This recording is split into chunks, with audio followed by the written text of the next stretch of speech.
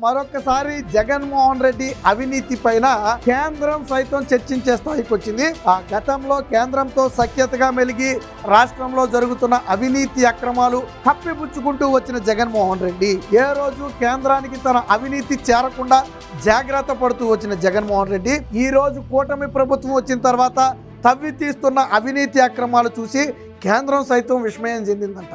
దీని మీద స్వయంగా నరేంద్ర మోదీ అమిత్ షాలతో కూడా చంద్రబాబు గారు స్వయంగా చర్చించినట్టుగా తెలుస్తుంది. ఇది రాష్ట్ర ప్రభుత్వాలు ఇప్పటికే అటు లిక్కర్ స్కామ్ కావచ్చు, ఇటు శాండ్ స్కామ్ కావచ్చు, లేదా ఇతర భూముల దోపిడీ కావచ్చు, వీటన్నిటి మీద కూడా వివిధ స్థాయిల్లో సిట్లు ఏర్పాటు చేయడం జరిగింది. ఆల్రెడీ ఆ విచారణ కూడా జరుగుతున్నాయి. ఈవెన్ ఏదైతే డిజిటల్ కార్పొరేషన్ ఉందో అందులో కూడా అవినీతి అక్రమాలు జరిగాయి. సో దాని మీద కూడా విచారణ నడుస్తుంది. ఇలా మొత్తంగా జగన్మోహన్ రెడ్డి హయాంలో జరిగిన అవినీతి అక్రమాల మీద పూర్తి స్థాయి విచారణ అయితే జరుగుతుంది. దీనికి సంబంధించి ఈవెన్ మంత్రి రోజా మీద కూడా ఒక సిట్ అయితే ఏర్పాటు చేశారు. విజిలెన్స్ కమిషన్ విచారణకు ఆదేశించారు ఆడుదామాంధ్ర స్కామ్ కు సంబంధించి. సో ఇలా అన్ని స్కాములు కూడా కూటమి ప్రభుత్వం ఒక్కొక్కటిగా బట్టబయలు చేస్తుంది.